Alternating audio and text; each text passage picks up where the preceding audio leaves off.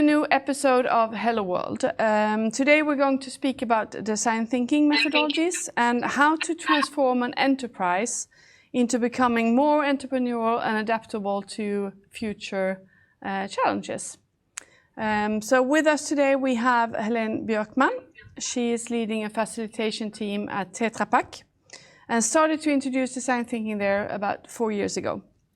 Her team today consists of 7 members, and they've conducted more than 250 design thinking assignments where they support colleagues to accelerate in change, transformation and innovation. So she is going to tell us about her journey, what is a Tetra Pak model in this case, and give us some concrete advices on how other companies can get started. So welcome so much to the show, Helen. We look forward to hearing about your experiences. Thank you. Super excited to be here today. Thanks, Kim. So, Helen, how is it? Why did you come and start to apply design thinking at Tetra Pak? What was the reason behind it? Well, it's a bit about my background. I worked 5-6 years in sales, and then I did IT for more than 15 years. And I would say that all these years, I've been thinking there must be a better way of working. You know, you have some kind of customer or end user who wants to achieve something, and then you have an IT organization who wants to develop or implement a system to help the user or the customer. As an IT function, you say, okay, tell me what you want, and we will make sure that you get it. And the customer says, no, show me what you have, and then I know what I need. And this kind of, tell me what you have, tell me what you need, they kind of never meet. And I was always thinking there must be a better way to solve this. There must be a better way to understand what do we need and how do we serve our customers and users better. So 4 years ago, I started a department in Tetra Pak where we were developing apps to our field force, our 3,500 service engineers. And during my first week, we ran a design thinking workshops to understand how the app should look like. And during that first day, it was like, this is what we need. Finally, I know this is the better way of working. So during my first year in the department, we started off by being 5 people. We accelerated up to be 4 Scrum teams, more than 60 people. And we used design thinking to understand how to develop these apps to be, super, super good for our service engineers. So it's exactly, I would say 2 years ago, I left the department. I started a new one. We were only 2 people in the beginning. It was me and it was Andrea, my partner in crime. So I went from 70 people to 2 people. We ramped up another 2 or 3 people during 2019. And that's the journey. That's how it started. Cool. So you have a business card with the title Design Thinking Evangelist today? No. Not yet. That would have been cool. Not yet. Okay. That's a good one. Now we have said the word design thinking hundreds of times, and probably most of our audience, they know about it in an overview or general level. Myself, I get in contact with it 3 years ago or something. But could you describe what is a design sprint? What is it? What's the concept about? Yeah, so design sprint is a framework. It's a workshop format. There is actually a book even. So this is the book, which is done by Jay Knapp and John Zarefsky. It's a 5-day process how to solve a complex business challenge. So it's a Monday to Friday workshop format. On the Monday, you align the people in the room about the problem and the challenge.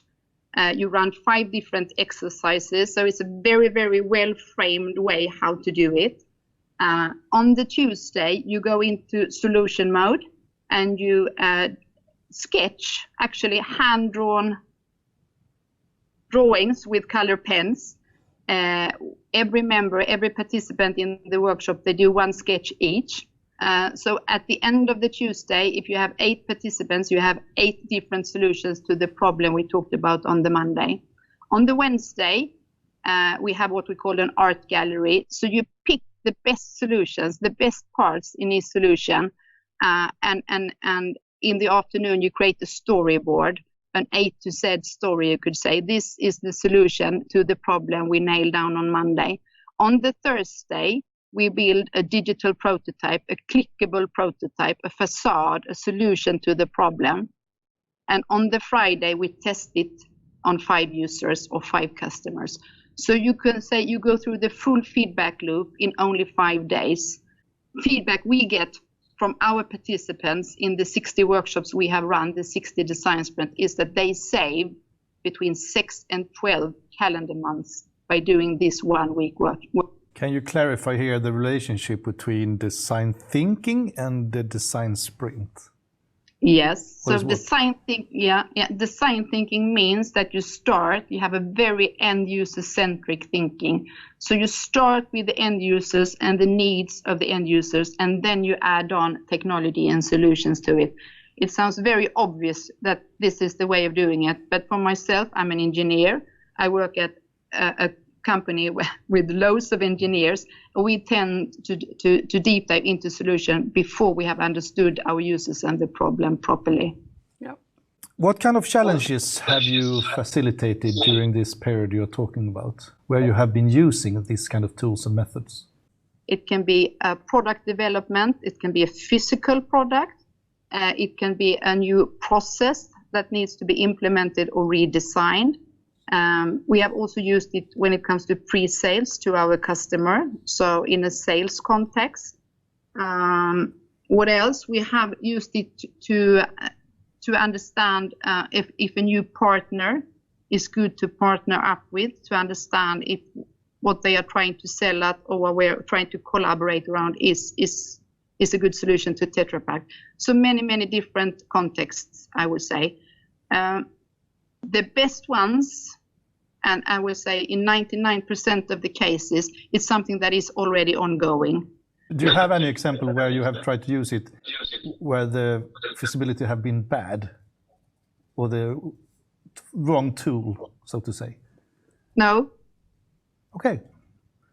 The design thinking is the holy grail of every solution. No, but you can solve a lot with it, definitely. Yeah. Yeah. No, but I think it's more like, we are an internal team. So when your participants have been joining, what are their greatest learnings that they are getting out of a design sprint? We have this rule, or what to say, way of working that we facilitate in my team. We facilitate and we make sure that we make a prototype. Our participants, they do the content.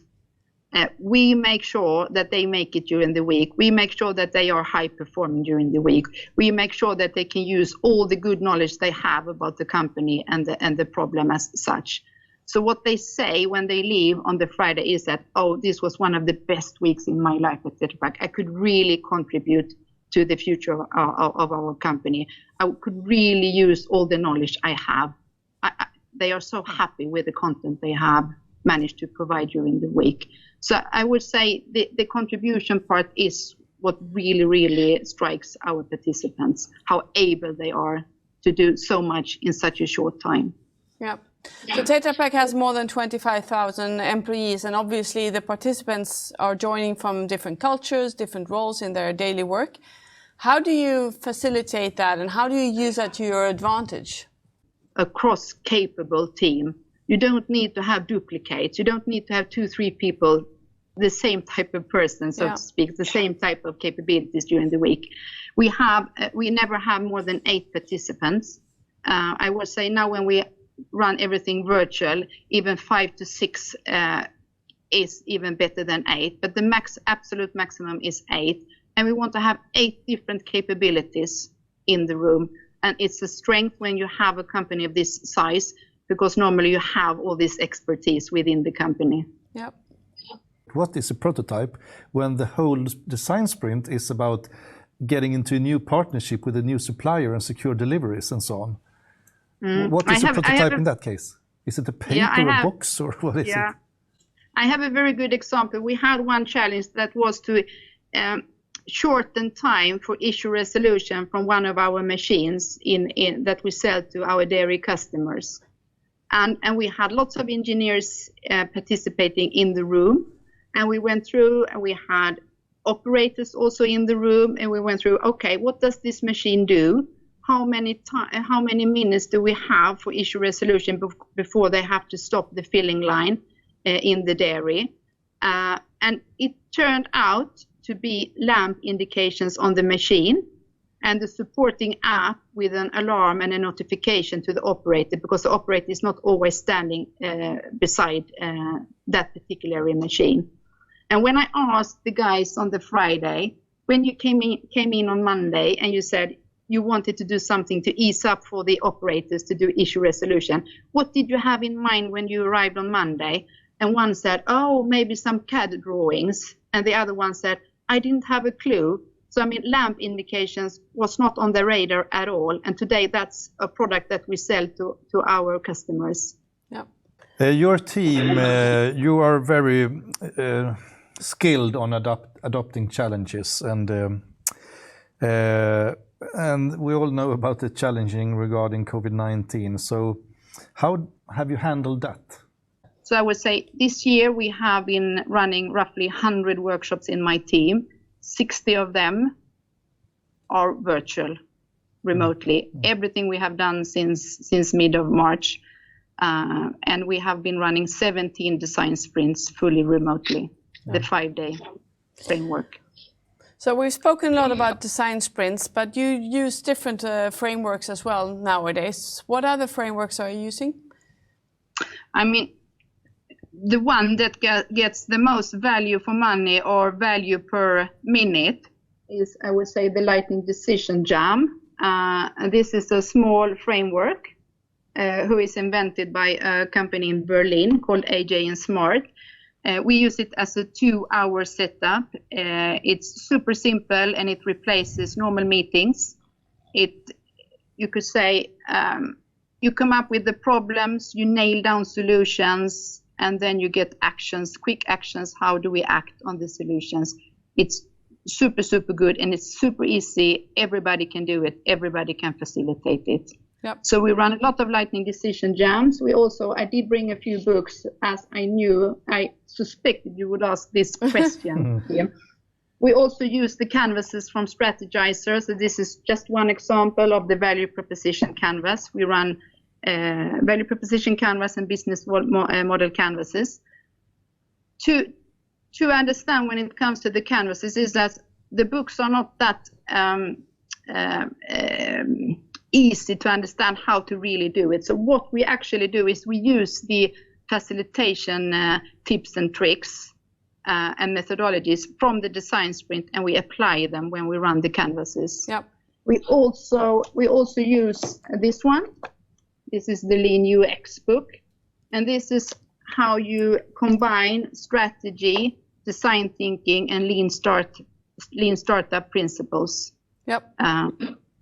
So you're currently a team of 7 people. You've done a lot of design thinking and design sprints. So what has made your team successful? I think it's the choice of the team members. I mean, I normally say it's a special animal, a facilitator. Not everybody is that type of animal. So they are handpicked. I have Andrea by my side. I have Lotta, who has a great experience of Tetra Pak as a company. I have Richard, who has worked as a product manager earlier at Sony. I have 2 fantastic designers, Malin and Rodrigo, and we have what we call a future talent, a trainee, a young talented guy, Maximilian, in the team at the moment. So you have to be very, very careful when you select the team members. They are curious, and also facilitation. It's not me who's going to show off in the workshops. It's the participants. Yeah. We help them. My responsibility is to guide them through the process to facilitate. Their responsibility is to do the content. Yeah. It sounds like the sky is the limit for your team and the design thinking work and so on within the group. What's the limitation? Is it to get the people on board or find the right competence? I think it's to clean up people's calendars. Yeah. Especially for the 5-day design sprint. it's easier. That's why Lightning Decision Jam is only 2-hour one. When we run the canvases, it's 1 or 2 day workshops. But the design sprint, imagine that people come to you with the greatest problem they have. I mean, I cannot shorten down the 5 days. No, but so what you're saying is if you have been 14 employees within your team, you should have full booked calendars anyway. So your team can grow a lot. Yeah, we can do much more. Okay. The need, I mean, in such a big company with the pace of change that we are seeing, and also I would say the COVID and the virtual context. I mean, we work with a digital whiteboard, and the 2 comments we get from our participants when it comes to how to virtualize work is, I didn't know it was. It feels like we are in the same room, and we are. I mean, everybody's working from home today. And the second one, I didn't know it was possible to run workshops in this way. Yep. So I mean, we do put a lot of effort to make this a pleasant week, a pleasant workshop, and fun, worth the time. Yeah. So what would your recommendations be to a company that wants to start the kind of team you have? How do they succeed? What should they think about? I mean, reading books is good, and the design sprint book for sure. And you can actually, Jake and John, they really talk you through how to do it. So you can actually buy the book, and you can Google and look at the YouTube film. So that book it's a must. Yep, that's what I did. Read that book. And then also to get started, start to do Lightning Decision Jams. You can also Google and find YouTube films how to do it. Yeah. This is absolutely your starting point. And then also have some respect. This is, if you want to be very good in facilitation, it's a full-time assignment. You can't have people doing it with the left hand. They have to be dedicated, to be skilled. And I mean, who does not want to solve between 6 and 12 months by doing 1 week's job? Yeah. I think you've proven the business value of it several times. Absolutely. Yeah, 60 times, Kim. Yeah. You're a lucky woman to be able to do this full time, that I must say. Yes, I know. So thank you so much for joining us and letting us deep dive into the design sprinting world. It's been really interesting to listen to and to understand how Tetra Pak applies it. Thank you so much. Thank you. I hope I have inspired more companies. I'm sure you have. Thanks. Thank you, Kim and Magnus. Thank you. Bye. Bye. Yeah, as normal, I can. My reflection is that I have to read more books. I have to read another book. Another book. So I will go through your office and pick up some. You could. Some of them. It's really funny. I mean, I met Helen at a workshop actually where Jake Knapp introduced the design sprint. So it was a 1-day workshop where we actually just tested the small exercises. Okay. And I was about to run my first workshop, design sprint workshop, 2 days after. I don't know how I would have managed without that workshop, to be honest. And it was great meeting Helen at that time as well, to sort of be able to say, well, how did you do this? And how should I think about that? Because I already knew what I wanted to do the week after. So that was a huge help in that sense. And I really mean that she is a lucky woman to be able to do this full time. It's a great experience to do and to see. Yeah, just follow the exercise and trust the process, and you will actually be able to prototype and get it tested with customers in just 1 week. I think it's you heard what she said about external consultants just doing things which is fun. I know. And she told us about that her team is growing. Yeah. So maybe you can get a link for posting your yoga application. Do you want me to leave or what? No, I don't want to. No, I think, but I think it's a great way of working. So please do try. So thank you so much for joining us today, and be sure to follow us on LinkedIn so you don't miss any of our future episodes either. So thank you and goodbye. Thank you, bye.